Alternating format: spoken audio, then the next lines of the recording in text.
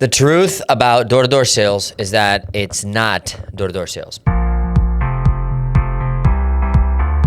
The reason I want to talk about this is because I've been in the door-to-door sales, direct selling industry for the past 8 years. We're sitting here recording 2025. I started in 2016. I bet that's going to be almost 9 years. And I haven't knocked the door in a long time. And when I do, it's very seldom and never consistent enough. However, when you look at the first 2 years, when you look at the first 30% of my so far career of 8.5, 9 years, then it was very, very heavily involved door-to-door, but it no longer is. Welcome back to Unlocked. Thanks for listening. I know you've been around.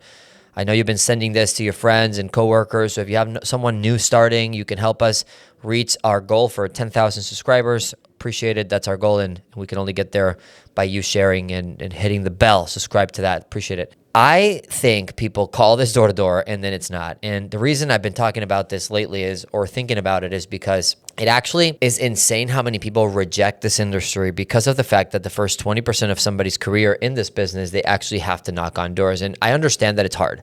Look, I was at a meeting yesterday with over 1,000 people, all in door-to-door. And there's a guy that just got bit by a dog, a girl that just got, somebody was flirting with her. All these crazy, like somebody pulls a gun on you if you're in one of those states.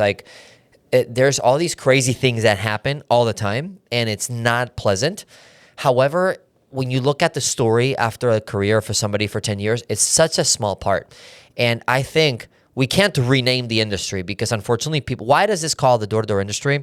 When if you look at what I'm looking for as in my job specifically, I'm not looking for a door-to-door person. I'm actually looking for a person that could be in management. And so I still, even myself, have to call it door-to-door, although I disagree because people cannot get past what they have to do the first 6 months because the lack of thinking 6 months later, the lack of thinking a year from now in people these days it's just enormous. It's a lot bigger than it should be. And I think it really hurts our industry when people call it door to door. And the people that are in management that are in the industry for 2+ years, they're not knocking on doors. However, everybody that's in the first 2 years probably is. And not that it bothers me, but I've been thinking about how do we bridge the gap? And I realized there is actually a hack. There's actually a way in which you don't have to call it like that, but not because you're trying to hide from it, but because you can be sincere and honest, and that is personal recruiting. So when you are hiring somebody that's a friend of yours or somebody that's bringing their brother or somebody that comes from your past job that you might know or be very good friends with, for some reason, they're the best people at door-to-door because they don't care about it. And they go in the field and they do whatever they have to do. And when I'm saying door-to-door, I'm saying cold calling, or I'm saying the first ugly part of whatever your sales career is. Every sales career, direct sales, is very, very similar. Okay, I'm not going to talk for other careers that I'm not personally in, but I can tell because of my experience so far at 32 years old. When I look at sales careers, sales people that are in sales, car sales, you start at the bottom and then you become general manager. That's the essence of sales. Now, there's different formats, different ways, different career lengths, but it's all the same. You start at the bottom, you get to the top, you make more money.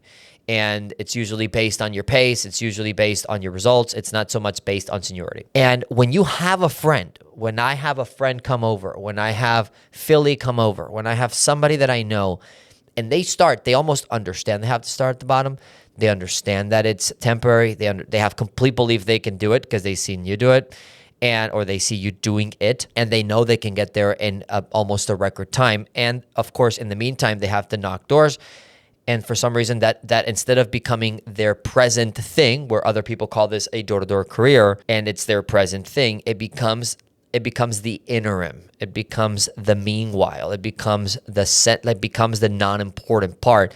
And I almost go through it a lot faster. It's like eating the veggies first before dessert. Like you just go through them quicker knowing there's cake later versus if you only have veggies. It's like a person that's going to a master's degree going through college. It's almost faster. It's still 4 years, but it's almost faster. Why? Because it's the interim. So here's the question for you. How do I make to my people, if it's too late for me, how do I make for my team, for my future partners, how do I make the ugly part of what we do, in this case for me it's door-to-door, how do I make that the interim? How do I make that the passing through point? How do I make that the non-important whatever? And the only the only word comes to my head is trust. Somebody has to trust you enough, which usually comes from a previous relationship, in which they're able to look at it from your perspective when you're already 5 years in, 2 years in, 3 years in, 9 years in my case. They're able to borrow your perspective for theirs. So therefore, they're like, yeah, I'm going door to door, but it just takes a few months.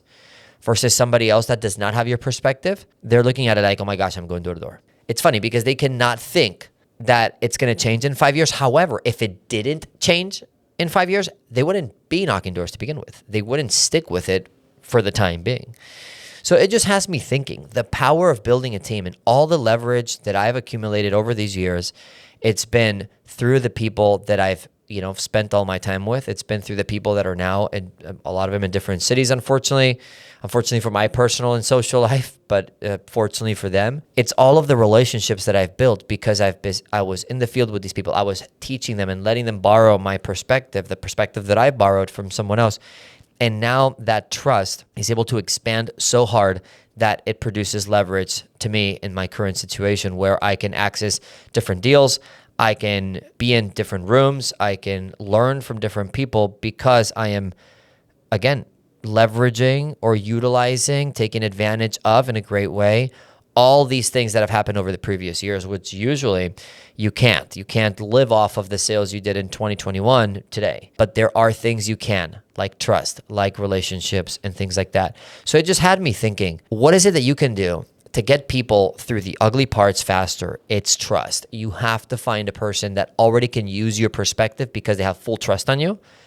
That usually does not come from an interview. It does not come from a part. It does not come from from a required relationship, meaning a work relationship. It has to come from something else. It might have started as a work relationship in the past, but it has to change today.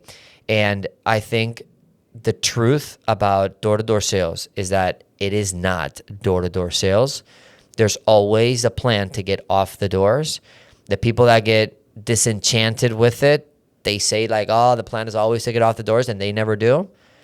But there is in the industry I work in, there is many, many, many people that are off the doors and still leading from the front, still being fantastic leaders, still being great visionaries, still just being good team players to their partners and to their teams and stuff like that.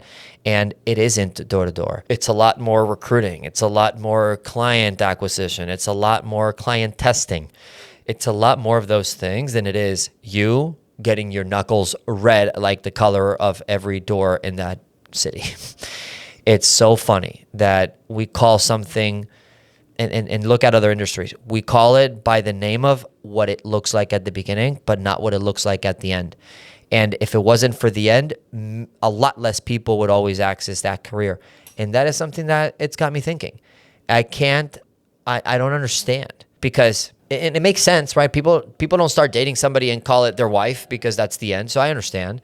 People don't start a meal and eat the dessert. They wait for the end. People don't start things and then call it how it looks like at the end. I'm going to eat dessert. No, you're going to eat food. You're going to eat a meal, and then dessert comes later. However, it does change everything. The end always changes everything. So I should almost start thinking with the end in mind, not with the beginning in mind, because it changes the decision. A lot of things that I do today, I wouldn't do if it wouldn't produce the results I'm expecting in X, Y, Z years, months, weeks.